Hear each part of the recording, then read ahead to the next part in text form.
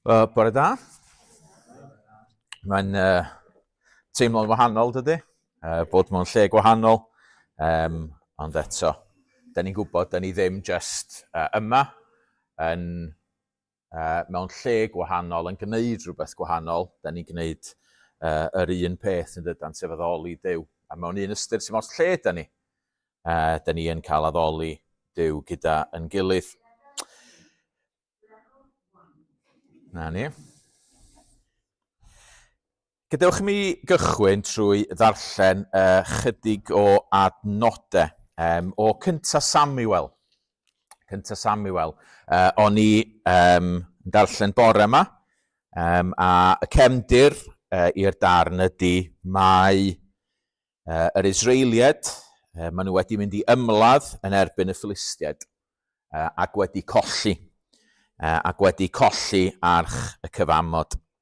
A felly, dyn ni'n dysgu, a mae y Philistiaid wedi dwyn arch y cyfamod i'w gwlad nhw. A dyma di'r adnodau. Wedi'r Philistiaid gipio arch Duw, dygwyd hi o Ebenezer i Asdod. Yno dygodd y Philistiaid hi deml Dagon, a'i gosod wrth ochr Dagon, brenin y Philistiaid.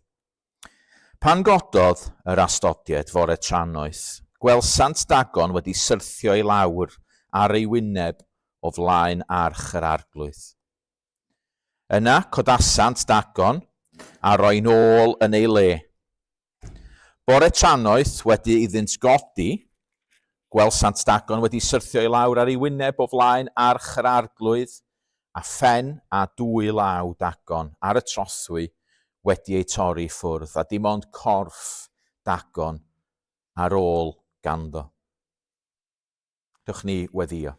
Arglwydd Duw Dad, ni'n diolch bore yma bod ni'n dod o flaen y Duw pwerus, y Duw rhyfeddol, y Duw sydd goruwch pob peth ar wyneb deiar, y Duw sydd goruwch unrhyw dduwiau gallen ni greu yn hunain. Arglwydd Duw Dad, da ni angen plygu o dy flaen di bore yma, a dyna da ni'n neud rwan, ydy plygu. Da ni yn dod gan gyffesu, yn pechod, ond gan bwyso'n llwyr ar Iesu Grist, a gofyn i ti siarad gyda ni heddiw. Da ni'n gweddio hyn i gyd yn enw Iesu Grist. Amen. Wel, gadewch i ni ganu harddaf waredwr bob dydd a ddaw, canaf gan o wir o'r foledd. Rhodda foliant i ffynon dyfroedd byw, am ddatrys dryswch, fan obaith i, a'r llwys tonnau trigaredd ar fy mywyd. Ymddiried yng nghrhoesbren fy ngwaredwr, canu wnaf am y gwaed na fetha byth, am rodd, maddeuant trad, cydwybod lan, am ddiwedd angau, am fywyd am byth.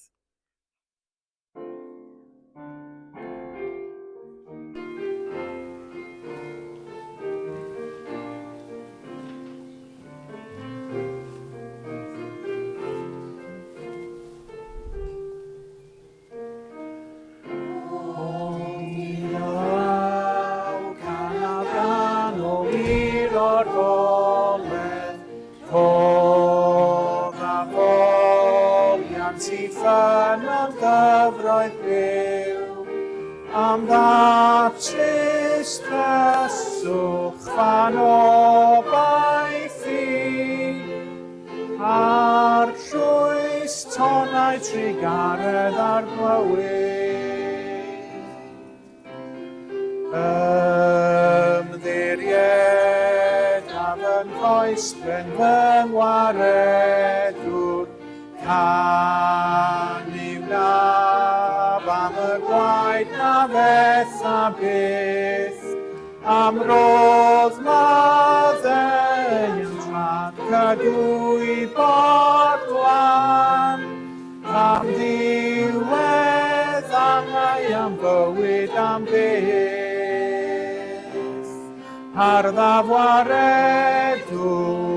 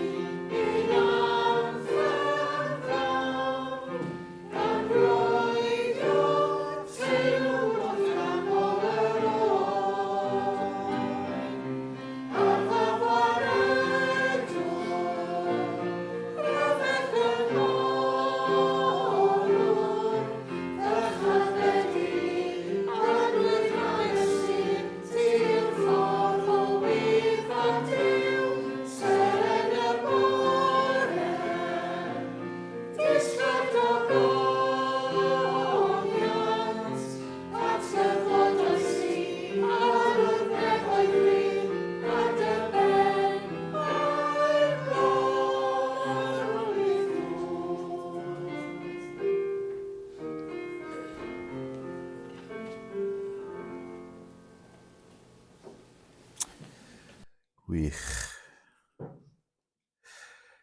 Reit, wel, blant, dych chi, dwi eisiau chi ddod ymlaen os yn bosib i mi bore yma. Rei ohonoch chi, gewch chi ddod eistedd yma yn ymyl Anna.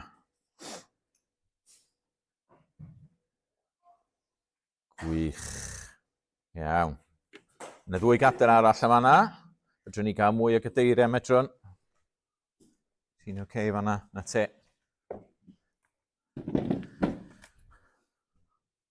Oce. Mae gen i fi job i chi bore yma. Iawn. Mae fi job. Dych chi angen beiro. I peidiwch phoeni, dio ddim yn rhy anodd.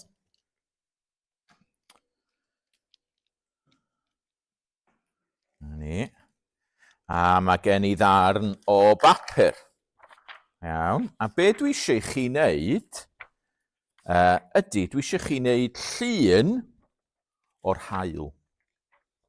Okay? Dwi'n gwybod, sy'n ni wedi gofyn wythnos yn ôl, sy'n chi wedi stryglo o bysach, achos da ni'n wedi gweld yr haul ers te blwyddyn. Ond, ddoe, yn arbennig, oedd yr haul allan. Yeah? Felly, gan i weld, sy'n rhaid i chi, dwi'n dweud, rhaid i chi boeni yn ormodol, amdan sut mae'n edrych, ond dwi eisiau chi wneud llun o'r haul i ni. Iawn? Ac tra ydych chi'n gwneud llun o'r haul, ydych chi allan hoffi chdi bach o wybodaeth am yr haul, ie? So, mae'r haul, mae'n fawr iawn yn dydy. Ie? A da ni'n gwybod, da chi'n gwybod faint o'n byd ni fysa ni wedi ffitio mewn yn yr haul? 1.3 miliwn. Yeah, so mae'r haul yn anferth iawn. Ac mae gole yn gadael yr haul, a ydych chi'n gwybod faint mae'n cymryd? Sy'n mynd i'n gwybod faint mae'n cymryd i gyrraedd ni o'r haul? 24 awr? Na. Llai na hynna? 12 awr? Na. 8 munud ac 20 eiliad yn ôl y sôn. Yn ôl y we y bore yma. Ond mae o'n bell i ffwrdd. Reit, gad ni weld eich lluniau chi o'r haul. Na ni weld. Gwych. Na ni. So ti di mynd am y minimalist, do? Da iawn. Ie, mae hwnna yn ddigon cywir yn dydy. Ie. Reit. O. A mae gen ti wyneb ar yr haul. Ac be di hein? Diom di siafio bore yma? Be sydd o'i amgylch o? Pelydre? Ie, pelydre yn dod allan o'r haul. Da iawn. Oce. Ni Anna. Mae'r haul i weld yn cysgu fa yma, di? Ie, ardderchog. Gwych. Oce. So ti di roi lliwiau gwahanol arno fo? Do? Di roi fel shades gwahanol ar yr haul. Da iawn. Gwych. Mae gen i ni'n arall yma efo pelydre. Yn does? Da iawn. Un yn fama efo... O, mae hwn yn haul bach. Rhaid fi respectol ymlaen bydd i weld o. A gwyneb. Ar yr haul. Gwyneb hapus. O, gwyneb hapus arall ar yr haul. A mae hwn efo... Mae efo ceg hapus. Yn dydy? Gwych. Dim digon amser, sori. Na ni. Reit. Wel, dych chi gyd i wneud be o'n i'n feddwl fysa chi'n gwneud. Sef wneud llun o'r haul fel da ni'n gweld mewn lluniau. Ond dych chi'n gwybod be? Dydy'r haul ddim cweit fel yna. Pan da ni'n edrych yn yr awyr, wir, be da ni'n weld yn da, da ni byth fod i edrych ar yr haul yn syth, ond beth ni'n weld ydy just pelen crwn. A mae'r haul just yn edrych fel pelen crwn yn yr awyr. Oes gen fo wyneb? Na. Da ni'n rhoi gwyneb hapus, achos dwi'n meddwl pan da ni'n gweld yr haul, mae e'n neud i ni deimlo yn hapus. Mae'n edrych just fel pelen yn yr awyr. A dych chi'n gwybod be? Pan mae pobl yn meddwl am Dduw, mae pobl weithiau'n meddwl, wel mae Duw just fel Duw, diom yn gwneud dim byd, mae o just yna, dio ddim yn siarad efo neb, dio ddim yn cael unrhyw effaith ar ddim byd. fel yr haul. Ond, dwi'n mynd i ddangos fideo i chi rwan, right? A mae hwn yn fideo go iawn, mae NASA wedi gwneud, o'r haul. Iawn, a gobeithio, ydych chi'n gweld yr haul yn fanna? Ydych chi'n gweld o'n symud? A ydych chi'n gweld y gwahanol rannau yma ohono fo? A beth ydy'r haul go iawn ydy nid jyst pelen yn yr awyr, ond mae o'n pelen o plasma, o tân, a mae o'n symud o hyd, a mae yna explosions yn digwydd arno fo, a mae o'n pelydru allan, yna ydych chi'n gweld o'n symud ac yn corddi i gyd, a mae o'n pelydru allan i'n byd ni. Felly nid jyst pelen sydd ddim yn symud ydy'r haul. Mae o'n pelen sydd yn fyw ac sydd yn symud, a mae yna bob math o bethau yn digwydd ynddo fo. A mae'r un peth yn wir am Dduw. Mae pobl yn meddwl, wel mae Duw yn bell i ffwrdd, ond dydy Duw ddim fel o. Mae'r Beibl yn dysgu ni bod Duw yn tad, mab ag ysbryd glân. Ac o fewn y diwdod, mae yna cariad, a mae yna llawenydd, a mae yna creadigrwydd, a mae o'n belen rhyfeddol. A mae'n cael effaith ar y byd i gyd. Mae Duw yn cael effaith ar y byd i gyd. Weithiau, da ni'n meddwl am yr haul yn y bore yna, dan. Ydych chi'n codi, ydych chi'n agor y curtains, mae'r haul yna. Ond oherwydd bod yr haul yna a bod y golau wedi pelydru, da ni'n gweld pethau. A mae pethau'n tyfu. A mae'r un peth yn wir am Dduw. A heddiw, dyna beth da ni'n mynd i fod yn meddwl chdi bach amdano fo. Ydy y Duw rhyfeddol yma sydd y tu ôl pob dim. Wel, diolch yn fawr iawn i chi am wrando. Gewch chi fynd yn ôl i'ch seti. Gewch chi gadw'r beiros a'r papur os da chi isio. Iawn, gewch chi fynd yn ôl i'ch seti, a wedyn mi newn ni ganu, a wedyn gewch chi fynd i'r ysgol Sul. A beth ni'n mynd i ganu ydy pwy o arglwydd allai beth achub nhw ei hun. Ein cwilydd oedd fel dyfnder môr, dy ras oedd ddyfnach fyth. A dim ond ti all achub, ti yw'r unig un. Dim ond ti all yn codi ni o'r bedd. Deithos lawr i'n harwain o'r tywyllwch di, a dim ond ti sy'n heiddi'r clod i gyd.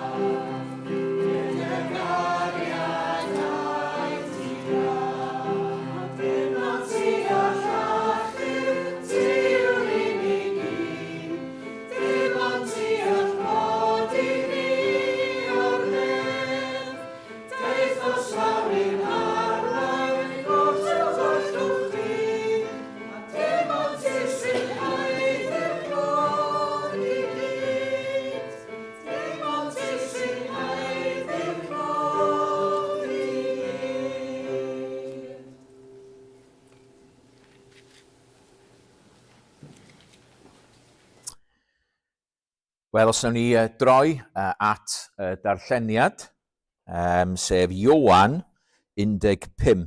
Ioan, efengyl Ioan, a phenod 15. Dwi'n mynd i ddarllen o adnod 1 i 17. 1:17. Dych chi'n mynd i gweld y sgrin pan dwi'n sefyll fama? Ydach? Oce, good. Iawn. Felly Ioan 15, 1 i 17. Mae fi yw'r wir wynwydden, am tad yw'r gwynllanwr. Y mae ef yn torri ffwrdd pob cangen ynof nad yw'n dwyn ffrwyth, ac yn glanhau pob un sydd yn dwyn ffrwyth, mwyn iddi ddwyn mwy o ffrwyth. Yr ydych chwi eisoes yn lân trwy'r gair yr wyf wedi ei lefaru wrthych. Arhoswch yno fi, a minnau yno chwi. Ni all y gangen ddwyn ffrwyth ohoni ei hun, heb iddi aros yn y wynwydden, ac felly'n union ni allwch chwithau heb i chwi aros yno fi. Mae fi yw'r wynwydden, chwi yw'r canghennau. Y mae'r sawl sydd yn aros yno fi, a minnau ynddo yntau yn dwyn llawer o ffrwyth, oherwydd ar wahân i mi ni allwch wneud dim.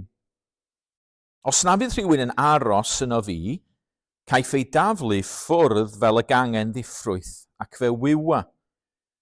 Dyma'r canghennau ag esglir yw taflu'r tân a'i llosgi.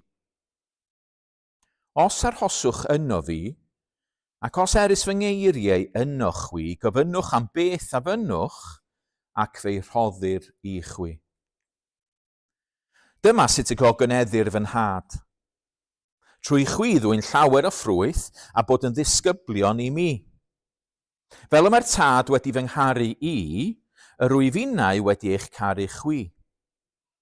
Arhoswch yn fy nghariad i. Os cadwch fy ngorchmynion, fe arhoswch yn fy nghariad. Yn union fel yr wyf fi wedi cadw gorchmynion fy nhad, ac yr wyf yn aros yn ei gariad ef. Yr wyf wedi dweud hyn wrthych mwyn i'm llawenydd i fod ynoch, ac eich llawenydd chwi fod yn gyflawn. Dyma fy ngorchymyn i, carwch eich gilydd fel y cerais i chwi. Nid oes gan neb gariad mwy na hyn, sef bod rhywun yn rhoi ei einioes dros ei gyfeillion. Yr ydych chwi'n gyfeillion i mi, os gwnewch yr hyn yr wyf yn ei orchymyn i chwi.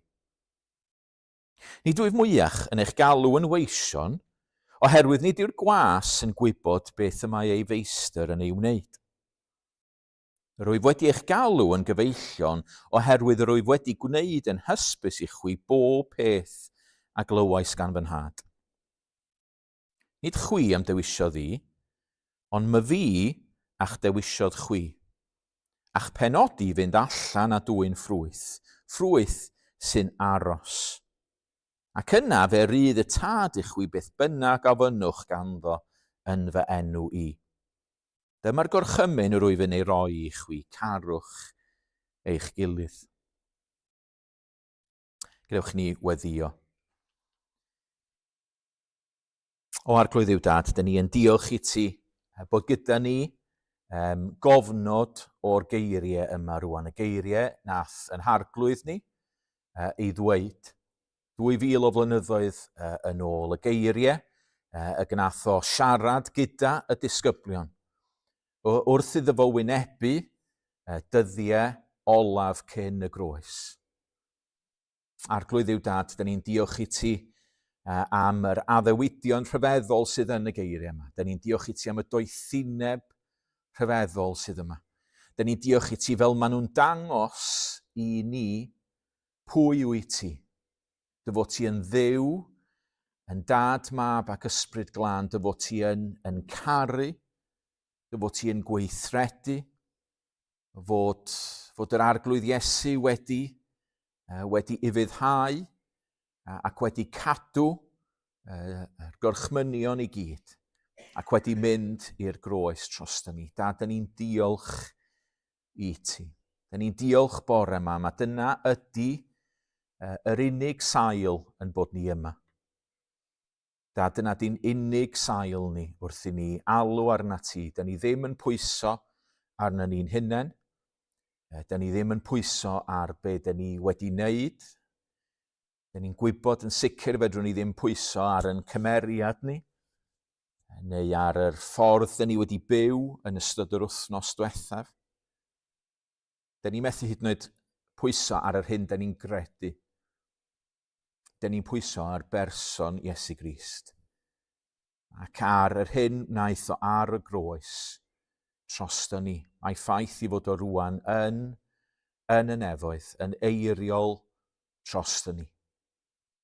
A felly diolch i ti bore yma. Diolch bod ni yn cael daddoli di. Diolch bod ni gyda'n gilydd. Helpa ni rwan wrth i ni ddod at air di, i blygu ac i wrando ar yr hyn sydd gen ti ddweud. A da ni'n gofyn i dy ysbryd di weithio yn plith ni o arglwydd i'w dad. Bydd gyda ni felly plis rwan, a da ni'n cyflwyno rhodri rwan i ti yn pregethu i ffwrdd, ac o arglwydd i'w dad, da ni jyst yn gofyn i ti fod yn agos iawn ata ni. Yn enw Iesu Grist. Amen. Wel, ar y cychwyn, ni'n sôn bod ni mewn lle newydd, nes i'n hofio roed y cyhoeddiadau yn do. Felly, jyst achos goffa chi, heno fyddwn ni yn y siop Gristnogol yn Manna ym Mangor Ucha am 6 o'r gloch. Mae'n neges wedi mynd allan gen rhodri ynglyn â hwnna, Exodus 15, dwi'n meddwl, ia? Rhywbeth felly. Felly, drychwch ar y neges, darllenwch y darn a dowch i hwnnw. Wedyn, nos Fercher, da ni'n chwilio am rwla ar gyfer y cwr gweddi nos Fercher. So, os ydych chi'n medru cynnig lle ar gyfer y cwr gweddi nos Fercher, pe bai chi yn rhoi gwybod unna i fi neu rhodri, so hynna yn gret, nawn ni adael i chi wybod wedyn lle mae'r y cwr gweddi.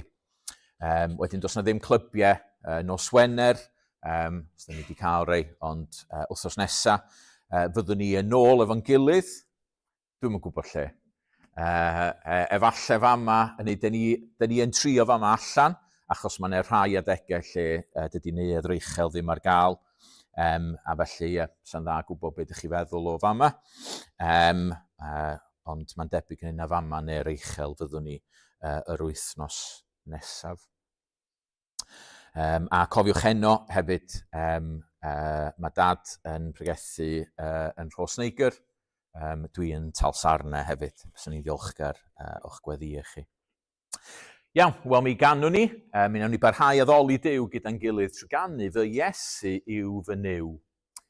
Da ni'n trio cael rhyw fath o gydbwysedd o emynau wastad pan da ni yn dewis a trio meddwl o beth mae Duw am i ni ganu. A mae'n un o'r pethau gwych a frustrating am hwn i ynglyn â'r hen emynau. So mae'r hen emynau, mae geiriau nhw mor ffantastig. Weithiau mae'r tiwns chdi bach yn fwy tuff. Ond mae geiriau hon jyst yn wych, a sgen i'n cliw beth yw'r tiwn i fod yn onest, so gawn ni weld. Ond fy Iesu yw fy niw, fy noddfa gadarn gref. Ni fedd fy enaid gwan, ddim arall dan y nef. Mae ef ei hun a'i angau drud yn fwy na'r nef, yn fwy na'r byd. Fy nymuniadau i gyd sy'n cael atebiad llawn. Am holl serchiadau ynghyd hyfrydwch nefol iawn. Pan fyddwy'n gweld wrth olau'r wawr, mae eiddo fi fy arglwydd mawr. Dyma di profiad y Cristion. William Williams wedi brofi fo, dyna dyn ni newydd ddarllen amdano fo. Yn fanna, beth oedd Iesu'n dweud ddyle fod yn profiad ni, ydy cael yn cyfan, yn holl werth ynddo fo ei hun.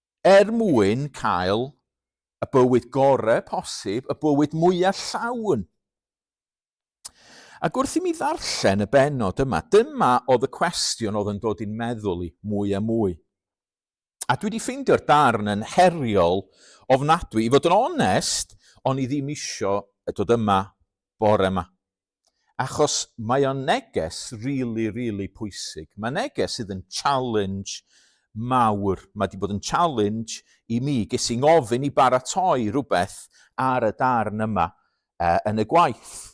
Ac felly dwi wedi dod ato fo yn gorfod astudio fo mewn ffordd fel gwaith, ond o'n i'n teimlo na mae hwn yn rhywbeth really pwysig i fi ac i ni fel eglwys. So gadewch i ni feddwl chydig bach amdano fo, ac i wneud yn siŵr bod ni'n deall y peth yn iawn ac yn ei gyd-destun, gadewch i ni feddwl beth sydd yn digwydd yma. Wel, mae Ioan, y disgybl, mae o yn rhoi llwyth i ni yn ei efengil o be mae Iesu yn ei ddweud jyst ar ddiwedd ei fywyd. Yr wythnos olaf yna, rili. A mae o'n rhoi penodau i ni o jyst be mae Iesu wedi dweud wrth ei ddisgyblion. A felly dyna sydd genda ni, mae gennym ni Iesu, mae Iesu'n paratoi i ddisgyblion nhw. Mae o'n paratoi achos mae'n gwybod dwi'n mynd i farw. A dwi ddim yn mynd i fod yma dim bellach. Ac wedyn dwi'n mynd i atgyfodi, ond fydda i ddim yma efo'r disgyblion. A mae o'n paratoi nhw i fyw. Ac mae o yn siarad wir, nid yn ddiwinyddol, a mae rai fi gyfadda, pan dwi wedi darllen hwn am Iesu'n deud fi di'r wir wynwydden, a chi ydy'r canghennau, dwi wastad i dallt o fel rhyw kind of gwirionedd diwinyddol i ni. Da ni'n stuck i Iesu Grist oherwydd bod ni'n credu yn efo. Ond nid dyna di'r pwyslais yma. Pwyslais ymarferol sy'n yna. Mae Iesu yn siarad yn practical efo'r disgyblion. Mae'n deud, dwi'n mynd i fod yma, a felly dyma sut ydych chi angen byw. Sbiwch cyn, yn adnod 14, mae o yn addo'r ysbryd i helpu nhw. Yn yr ail hanner, mae'n sôn am casineb y byd, a bod y byd yn mynd i gasau y disgyblion. Mae'n hollol ymarferol, mae'n hollol practical. A mae Iesu'n defnyddio'r darlun yma. Da ni'n gwybod am y myfi iws, wel hwn ydy'r olaf o'r myfi iws. Myfi yw y wir wynwydden. A felly be dyn ni'n gweld yma ydy sut mae bywyd llawn fod i edrych. Sut mae bywyd i'r Cristnogion, i Gristion i fod i edrych. A felly mae gen i fi 3 peth dwi eisiau tynnu allan. Mae'r pwynt cyntaf yn hirach, mae'r 2 bwynt olaf yn llawer byrrach. Felly'r pwynt cyntaf, bywyd llawn ydy bywyd gyda Duw. Bywyd llawn ydy bywyd gyda Duw. Wrth i ni gychwyn, dwi eisiau ni gymryd cam bach yn ôl. So, gewch i ni anghofio am funud am y darlun mae Iesu yn ei ddefnyddio, nawn ni ddod nôl at hwnna. Ond be dyn ni'n gweld yn y darn ydy rhyw fath o gylch rhyfeddol. Right? So, dwi'n gwybod mae rhai ohonoch chi yn ddiweddar wedi bod yn edrych yn yr ysgol ar y cylchdro dŵr. Rhai ohonoch chi nodio, gobeithio, yn gwybod beth yw'r cylchdro dŵr. So, cylchdro dŵr ydy mae gennych chi, yn does mae gennych chi yr môr, a wedyn mae'r dŵr yn cael ei anweddu o'r môr, mae'n mynd fyny'r awyr fel cymylau, mae'n disgyn, ac wedyn mae o'n disgyn ar y mynyddoedd, mae'n dod lawr trwy afonydd yn ôl i'r môr, a mae'n y gylch fel yna'n digwydd. Wel, beth sgennyn ni fama, dyn ni weld rhyw fath o gylch yn Duw i hun, yn y diwdod. Sylwch ar adnod 9 i gychwyn efo. Fel y mae'r tad wedi fy ngharu i. So mae Iesu yn dweud, mae'r tad yn yngharu i. A be dyn ni'n weld yn dysgu yn y Beibl am Dduw wedi bod yna berthynas o gariad o fewn y diwdod. Mae'r tad yn caru'r mab. A mae wrth i fodd efo'r mab pan nath Iesu cael ei fedyddio, Dyma'r tad yn dweud yn do. Dwi'n hollol fodlon efo fy mab. A dyma'r ysbryd glân yn dod i lawr. A mae'r mab yn caru'r tad, da ni'n gweld o'n adnod yn penod 14. A mae'r ysbryd yn caru'r tad a'r mab ac yn gweithredu yn y cariad yma. Mae un person mae di marw erbyn hyn, Tim Keller, oedd o yn weinidog yn America, ac oedd o di defnyddio darlun dibenthyg o gan rhywun, ond disgrifio fo bron fel dawns rhyfeddol o fewn y drindod. Y cariad rhyfeddol yma yn gweithio. A mae hwnna yn hyfryd i gychwyn efo i feddwl, nid deddfe na rheolau sydd tu ôl yn byd ni. Ydych chi'n dysgu hynna weithiau dydych hynny, mae'n byd ni, mae'n seiliedig ar ryw ddeddfe yn myd natur ac yn y blaen. Wel, nid dyna i gychwyn efo sydd tu ôl yn byd ni. Be sydd tu ôl yn byd ni di cariad, di Duw sydd yn llawn cariad, Duw cariad yw. Ond di'r cariad yma ddim jyst yn rhywbeth oer, theoretic, mae'n weithredol. Sbiwch ar adnod 10. Fel yr wyf fi wedi cadw gorchmynion fy nhad, ac yr wyf yn aros yn ei gariad ef. So mae Iesu yn dweud, mae'r tad wedi'n ngharu fi, a dwi yn ei garu fo, a dwi'n cadw ei orchmynion o. A be mae hyn yn arwain ato fo, adnod 11, ydy llawenydd. Ac felly, dyn ni'n gweld y cylchdro rhyfeddol yma, lle mae'r tad yn caru'r mab, mae'r mab yn ufuddhau, mae'n llawenhau, mae'n gwneud i'r tad garu'r mab hyd yn oed yn fwy. Ac felly mae'r gylchdro rhyfeddol yma'n digwydd. Llawnder real. O'n i'n trio, dyna pam nes I ddangos yr fideo efo'r plant o'r haul. Os ydych chi'n edrych ar y fideo, ydych chi'n gweld yr haul, a mae o jyst yn rhyw belen fawr o symud. A mae rhaid fod yn ofalus byd yn dweud, ond mae Duw jyst yn gariad sydd yn gweithredu, yn lawnder, yn llawenydd pur. Ond nid jyst cariad caeedig ydy y cariad dyn ni'n gweld yn Nuw, fel dyn ni'n gweld yn y darn yma. Na I ddarllen o adnod 9 ymlaen 11. Fel y mae'r tad wedi fy ngharu I, yr wyf fi yn eich caru chwi. Arhoswch yn fy nghariad I. Os cadwch fy ngorchmynion, fe arhoswch yn fy nghariad, yn union fel yr wyf fi wedi cadw gorchmynion fy nhad. Ac yr wyf yn aros yn ei gariad ef. Yr wyf wedi dweud hyn wrthych mwyn i'm llawenydd I fod ynoch, ac eich llawenydd chi I fod yn gyflawn. Mae Iesu yn gwahodd y disgyblion I mewn i'r cariad yma. I mewn, os hoffech chi, i'r ddawns rhyfeddol yma sydd yn digwydd. Y reality rhyfeddol fod y Duw, y tad, y mab a'r ysbryd glân yn caru I gilydd. A mae o yn gwahodd y disgyblion ac yn gwahodd ni I mewn i'r berthynas yna. Dyna pam fod person wedi cael ei greu. Dyna pam bod ni wedi cael yn creu. I fod yn rhan o hyn. Jyst meddyliwch am Adda ac Efa cyn y cwymp. Oedden nhw yn yr ardd, a beth oedd yn digwydd yn yr ardd? Wel, oedden nhw'n mwynhau. Oedden nhw'n cael bywyd llawn. Oedden nhw'n caru Duw, oedden nhw'n adnabod Duw, oedden nhw'n siarad efo Duw, oedd Duw yn siarad gyda nhw, oedden nhw'n cerdded gyda'i gilydd trwy'r ardd, oedden nhw'n hollol ddiniwed. Oedd o'n fywyd hollol berffaith. Oedden nhw yn ewyllus Duw, ac oedden nhw'n cadw I ewyllus Duw. Oedd Duw wedi rhoi gwaith iddyn nhw, ac oedden nhw'n llawen yn ei gwaith.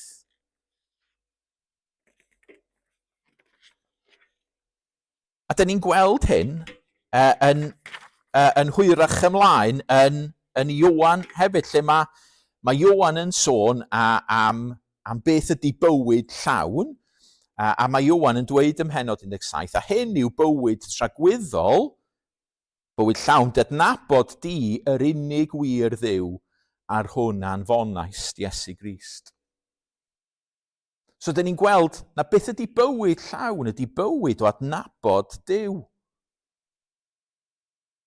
A nid dim ond Cristnogion sydd yn gwybod hyn. Mae'n ddiddorol, wrth i ni fynd o gwmpas, yn rhan o'n waith i weithiau dwi'n cael mynd a dwi'n cael siarad efo pobl sydd ddim yn credu. Ac un o'r pethau dwi weithiau'n gwneud ydy gofyn iddyn nhw, be ydych chi'n meddwl sydd yn gwneud bywyd llawn? A be dwi eisiau gwneud ydy trio arwain nhw Iesu Grist. Be ydych chi'n meddwl di'r atebion mae pobl yn rhoi? Go on. Iechyd. Teulu. Pwrpas. Llwyddiant. Dim yn gymaint llwyddiant yn ddiddorol dyddiau yma. Yeah? Ond beth sydd yn cael ei ddweud lot ydy teulu, perthynas, yeah? Creadigrwydd, bod cyfiawnder yn bwysig, bod cariad yn bwysig. A beth dyn ni'n weld ydy mae'r holl bethau yna yn pwyntio tuag at, actually, y gwirionedd mawr yma ydy os dyn ni'n adnabod Duw, a dyn ni'n berffaith yn ei gariad yna dyna beth ydy bywyd llawn. Dyn ni'n gwybod fod y byd yma wedi torri, ond os ydyn ni yn berffaith yn adnabod Duw, yna mae'n fywyd llawn. Ond y gwir ydy, mae gymaint o bobl yn gwybod, a dyn ni'n profi hyn, dyn ni tu allan i'r cylch yma, dydyn. Dyn ni tu allan. Dyn ni'n gweld cipolwg weithiau ar y pethau yma. A dyn ni weithiau, dyn ni'n medru gweld, neu dych chi'n medru darllen, ella rhywbeth fel yma, a gweld, dwi'n gweld y cariad yna o fewn Duw, ond ydw i'n deimlo fo yn hun? Ydw i'n medru profi fo'n hun? Sut fedra i brofi, actually, llawnder yma yn y mywyd fi fy hun? Achos dwi'n gwybod, dwi'n stryglo. Dwi'n gwybod pan dwi'n neud yng ngwaith, dydw i ddim wastad yn teimlo bo fi yn llawn. Dwi'n mynd yn sâl. Mae mherthnasau fi yn torri. Gyda pobl, mae ffrindiau'n gadael fi lawr. Sut ydw i'n cael mewn i hyn? A dyma lle mae'r darlun yn dod i mewn. Dyma lle mae'r darlun yn gymaint o help i ni de. Achos be dyn ni'n gweld ydy fod Duw yn estyn allan. Os hoffech chi, meddyliwch amdano fo fel anialwch poeth. Dyn ni mewn anialwch, a dyn ni'n stryglo, a dyn ni'n gwybod mae'n fywyd allan yna rwle. A beth sydd yn digwydd ydy mae'n wynwydden yn codi. Mae'n blanhigyn yn codi. Yn tyfu allan, yn dod â daioni a gras a cariad, yn dod â bywyd i ni, yn dod â ffrwyth allan. Dim ond Duw sydd yn medru dod â'r bywyd yma. Ers i'r bobl gyntaf wrth rhyfela, ers i'r cyswllt yna gael ei dorri gyda Duw, da ni wedi bod ar wahân i Dduw, da ni wedi bod tu allan y cariad yma. Ond yn fama mae Iesu'n dweud, wel fi rwan ydy'r cyswllt. Dwi'n dod, a fi ydy'r cyswllt yma i Dduw. Ac felly os ydych chi yn dod yn rhan ohono fi, os ydych chi'n dod yn un ohono fi yn gangen i fi, yna ydych chi'n profi y bywyd yma. Rwan mae'n ddiddorol, nid dyma'r lle cyntaf i wynwydden gael ei ddefnyddio fel darlun yn y Beibl. Yn yr Hen Testament, mae'r wynwydden yn cael ei ddefnyddio yn aml. Na ddarllen i chi chydig o adnodau o Salm 80. Deithos da gwynwydden o'r aifft, gyrraes allan genhedloedd mwyn ei phlannu, cliriais y tir iddi, magodd hithau wreiddau a llenwi'r tir. Be sgynnon ni fanna di Israel. Ac Israel oedd, os hoffech chi, gwynwydden 1.0. Dyna oedd y cynllun cyntaf. Oedd bod Duw yn mynd i ddefnyddio Israel i fendithio'r byd. Bod Duw yn mynd i ddod â Israel, y bobl yma, ac oedden nhw'n mynd i fynd i'r byd, a gafon nhw wlad, ond oedd o'n glir, oedden nhw'n just fod i gadw i hunain i nhw i hunain, oedden nhw fod i fynd allan ac i fendithio y cenhedloedd. Oedd Duw wedi rhoi, oedd wedi rhoi bewis pobl, dangos nhw sut i fyw, wedi rhoi yr aberthau, y gorchmynion yn dangos dyma di bywyd llawn, ac oedden nhw fod i fynd allan. Genesis 12, bendithio efo rhai sy'n dyfendithio, a melltithio efo rhai sy'n dyfendithio, ac yno ti bendithir holl dylwythau'r ddaear. Ond be ddigwyddodd? Yn Jeremia, da ni'n darllen, plenais di yn wynwydden ber o had glân pyr, sut yntai, dyma ti'n troi'n blanhigyn afriwiog i mi, yn wynwydden estron. Mae'r wynwydden yn methu. Dyma pobl Dduw yn troi cefn arno fo. Ac felly dyna pam fod Iesu'n dweud yn fama, my fi yw'r wir wynwydden. Nath chi sylwi y gwir. So mae'n dweud fi di'r wir wynwydden. Gwynwydden 2.0. Soffech chi. Trwyddo fo mae Duw yn gweithio i'n hachub ni. Trwyddo fo, dyn ni'n cael yn huno efo Duw. Trwyddo fo, dyn ni'n dod i brofi y cariad rhyfeddol yma. Dyn ni'n gweld y cariad yn gweithio yn y diwdod i'n hachub ni. Do carodd Duw y byd gymaint nes iddo roi ei unig fab mwyn i bob un sy'n credu yn ddo ef beidio mynd i ddistryw ond cael bywyd tragwyddol. So mae'r mab yn ei fyddhau i'r tad, achos bod y tad yn caru ni ac mae o'n marw drosto ni. Ac felly, dyn ni'n gweld yn fama yr canlyniadau rhyfeddol yma, di os ydy pobl yn credu yn Iesu Grist, dyn ni'n dod i mewn i berthynas efo Duw, ac felly dyn ni'n dod yn rhan o'r cariad rhyfeddol yma. Da ni weld o'n y darn yma, adnod 14. Yr ydych chwi'n gyfeillion i mi, os gnewch yr hyn rwyf fi'n eich mynyn i chi. Nid wyf mwyach yn eich galw yn weision, oherwydd nid yw'r gwas yn gwybod beth mae ei feistr yn ei wneud.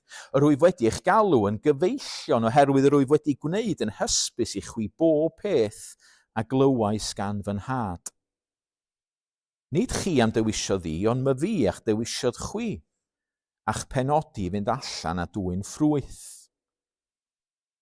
Dych chi'n gweld y pwynt mae Iesu yn ei wneud? So mae'n dweud, ylwch, dych chi rwan, dych chi'n cael dod yn rhan ohono fi, dwi'n eich galw chi'n ffrindiau bellach, nid gweision. Ac felly dych chi'n mynd i fod yn ganghennau i mi, a beth i'ch gwaith chi ydy dych chi rwan yn mynd i fynd allan i'r byd. Fel canghennau yn dwy'n ffrwyth. Beth ydy'r ffrwyth yma? Wel, cariad ydy'r ffrwyth. Os ydych chi'n darllen trwy'r hanes, yn ei holl wahanol ffyrdd, cariad tuag at Iesu Grist. A dyn ni'n gweld o, dyn ni angen gwrando ar Iesu Grist, os arhoswch yno fi, ac os erys fy ngeiriau yno chwi, mae'n rhywbeth parhaol. Dyn ni'n gwrando ar Iesu, dyn ni'n ei garu fo. Dyn ni'n siarad efo fo. Mae'n dweud wrthon ni yn fanna, gofynnwch am beth bynnag dych chi isio, a na i roid o i chi.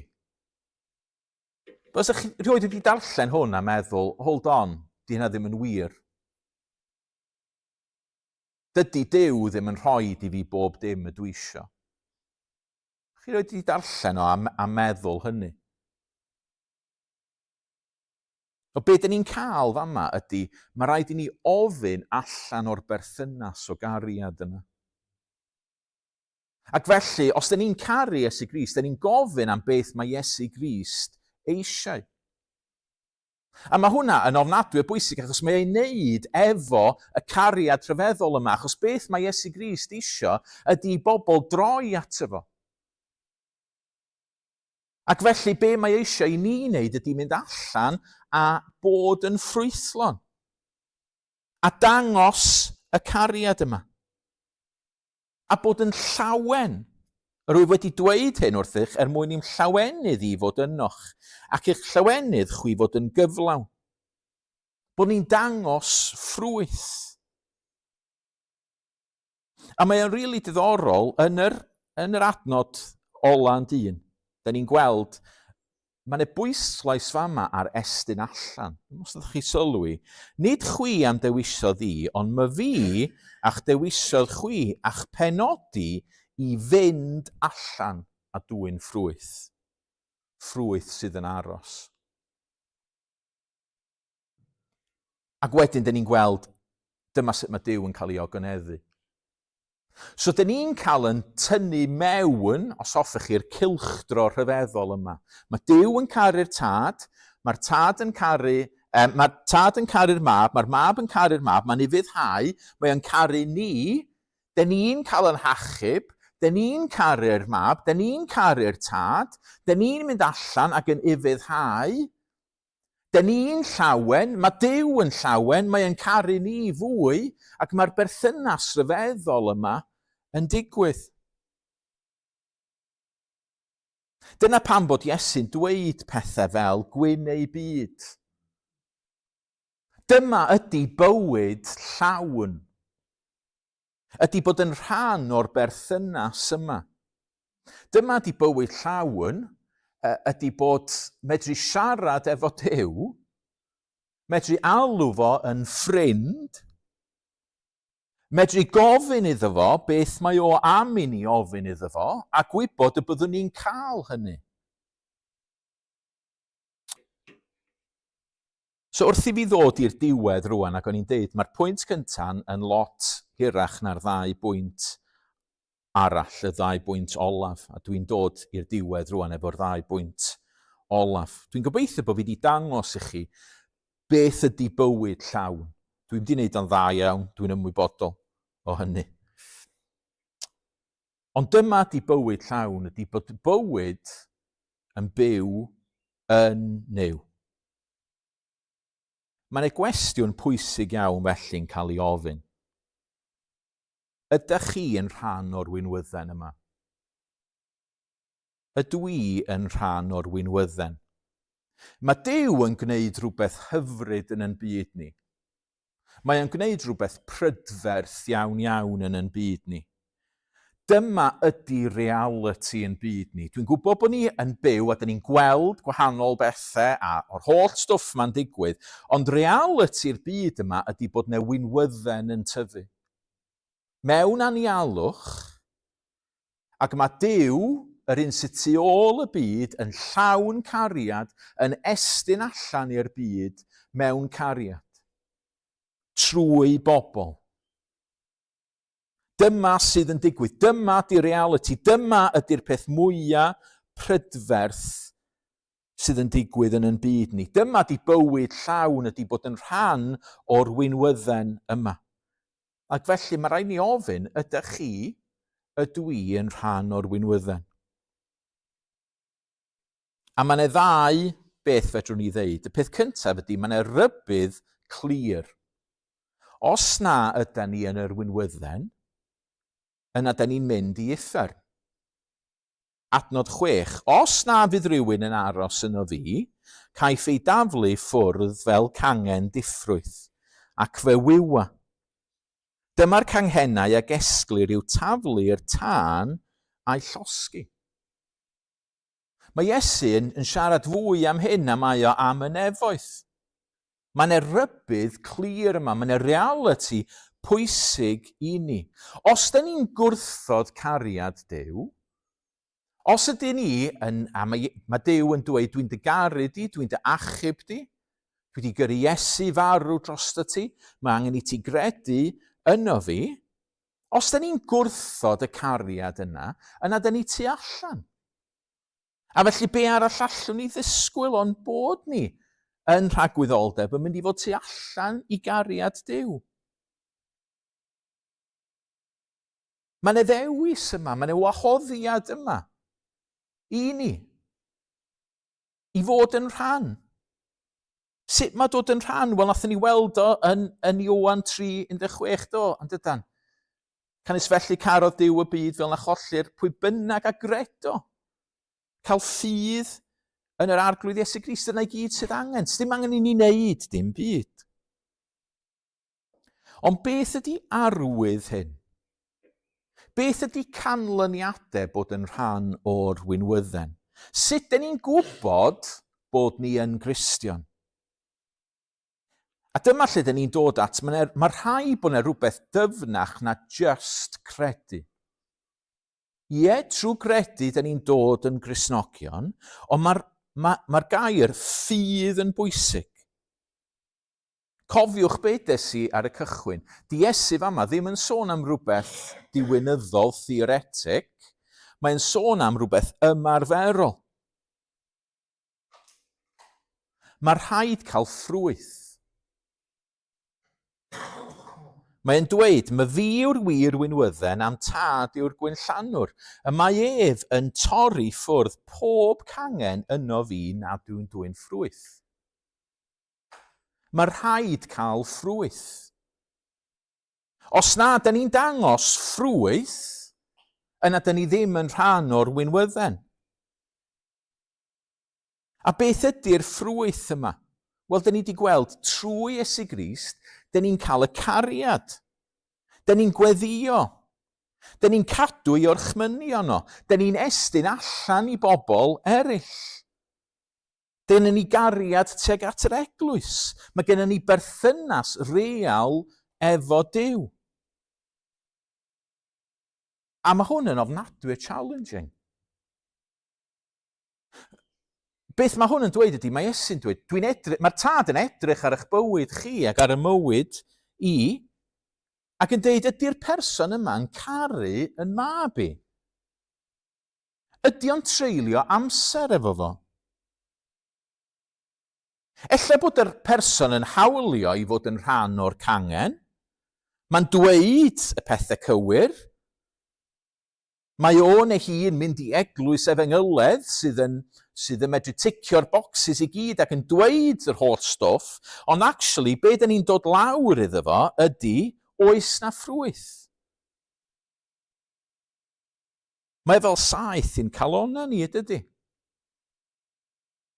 Meddyliwch, sut ydych chi a fi yn byw? Be dyn ni'n treulio'n amser yn gwneud?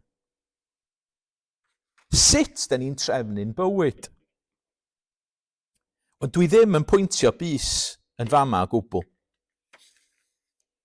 Dwi'n edrych fwy ar yn hunan ac ar neb arall, ond mae rhaid i ni edrych ar yn bywyd a meddwl beth sydd yn dod gyntaf.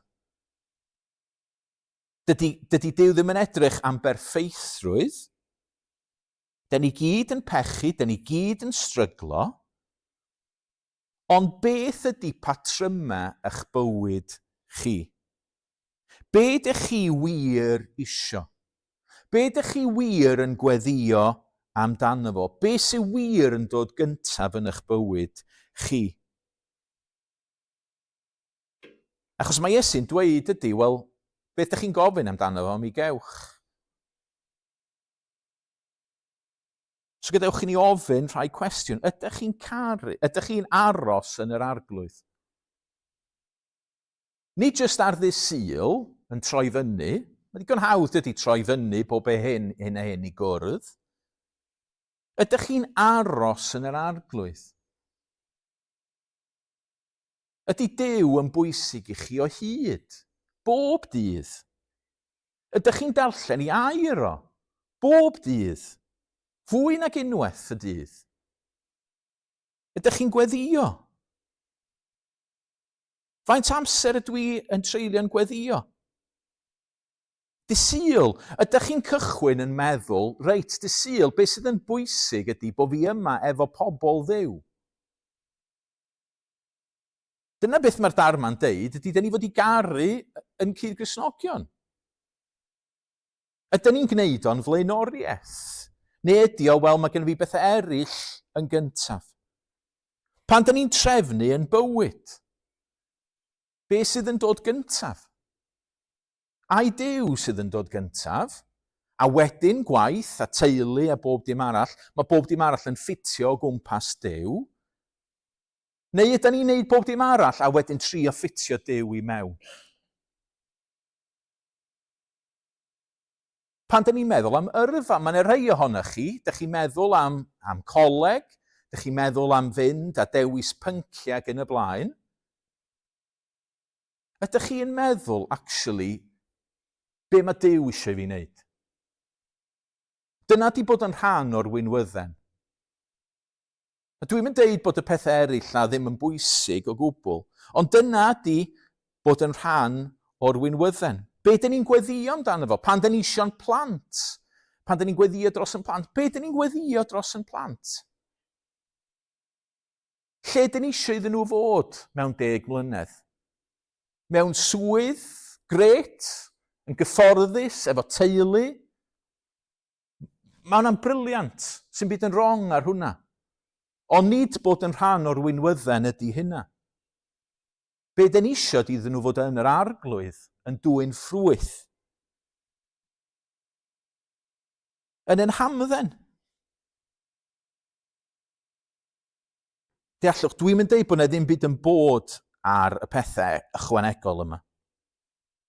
Ond nid ffrwyth ydy bod y cricedwr neu'r pêl-droediwr gorau, neu'r cerddor gorau, neu'r person sydd mewn ei steddfod, neu y person sy'n llwyddiannus yn y gwaith, neu'r person sydd yn gyfforddus yn ariannol, neu'r person sydd wedi cael y profiadau ffantastig o fynd i gwahanol rannau o'r byd, neu cael parch pobl, neu bod yn rhan o gymdeithas.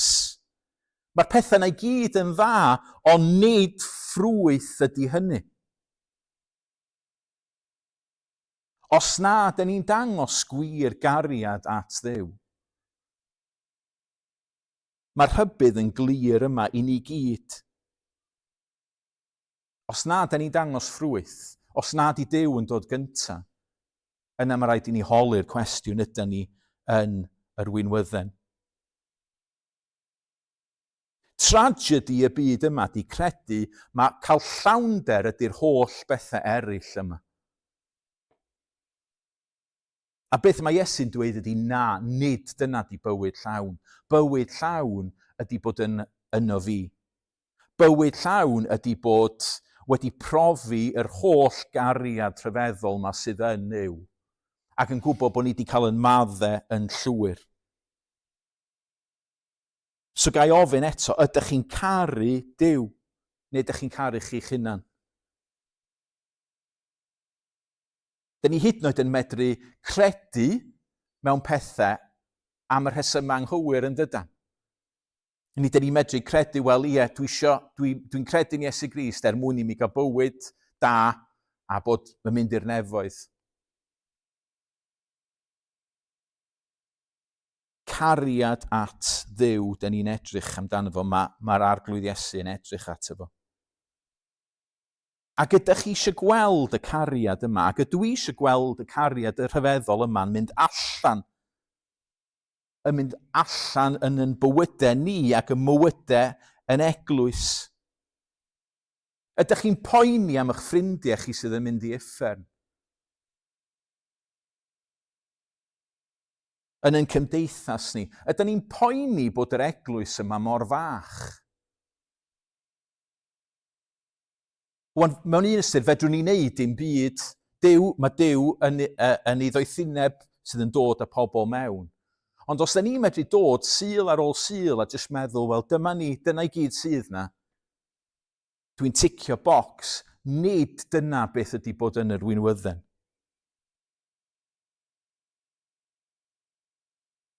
Gyd ddarllen darn i chi o Hagai sydd wedi sgwennu at Gristnogion. Fel hyn y dywed arglwydd y lluoedd, ystyriwch eich cyflwr. Ewch i'r mynydd, torrwch goed i adeiladu'r tŷ mi gael ymyfrydu ynddo a cael anrhydedd, medda'r arglwydd. Yr ydych yn edrych am lawer ond yn cael ychydig. Pan ddygwch y cynheuaf adref yr oedd yn chwythu arno. Pam, medd arglwydd y lluoedd, am fod fy nhŷ'n adfeilion a chwythau bob un ohonych a thu i fynd iddo. Dyna pam yr ataliodd y nefoedd y gwlith ac y cadwodd y ddeiar ei ffrwyth, ac y cyhoeddau sinau sychder ar y ddeiar, y mynyddoedd, yr yd, y gwyn, yr olew, a'r bopeth o gynnyrch y tir, a'r ddyn ac anifel, ac ar holl lafur dwylo.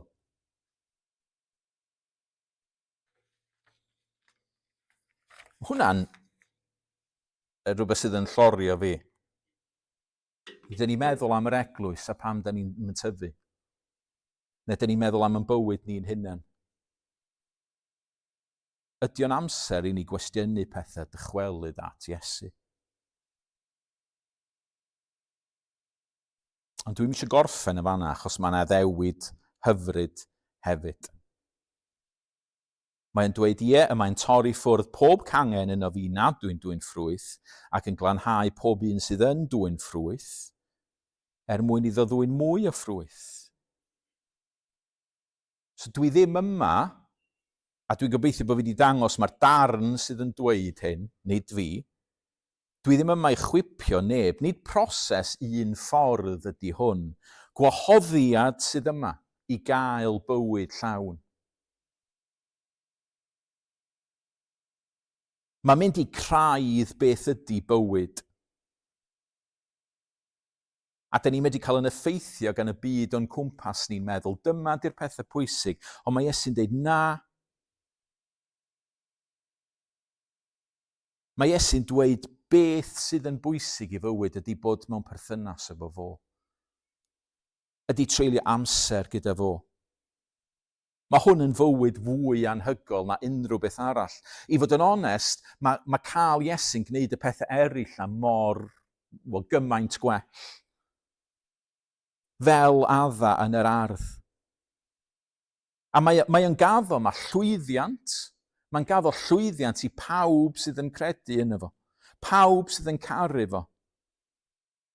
Rhowch eich hunan fwy a fwy i'r arglwydd Iesu Grist. Achos mae'n deud mi gewch chi fywyd anhygoel. Os arhoswch yno fi ac os erys fy ngeiriau yno chwi, gofynnwch am beth a fynnwch ac fe roddir i chwi. Open invitation. Nid chwi am dewisiodd i, ond mae fi a'ch dewisiodd chi, a'ch penodi fynd allan a dwy'n ffrwyth. Ffrwyth sydd yn aros. Ac yna fe rydd y tad i chwi beth bynnag ofynnwch ganddo'n fenwi. Mae Duw yn gwneud rhywbeth prydferth, rhywbeth hyfryd. Y peth mwyaf hyfryd. Pan fyddwn ni'n edrych yn ôl ar Gymru, beth fyddwn ni'n medru deud sydd yn brydferth yng Nghymru? Ni'n deud, mae'n adeiladau prydferth. Fydd yr adeiladau di mynd. Oedd gen ni'r doniau rhyfeddol yma. Wel, ie, mae'r doniau wedi mynd. Beth fydd y peth mwyaf hyfryd ydy bod Duw wedi achub pobl a bod y cariad yma wedi gweithio i ffordd allan yng Nghymru, yn Nulyn, yn Galway, yn Slovenia, yn y byd ac yn Mangor. Fyddwn ni'n edrych ar bethau'n wahanol iawn iawn. A mae Iesu'n rhoi gwahoddiad i chi fod yn rhan o hyn. Ydych chi'n rhan o'r prydferthwch yma.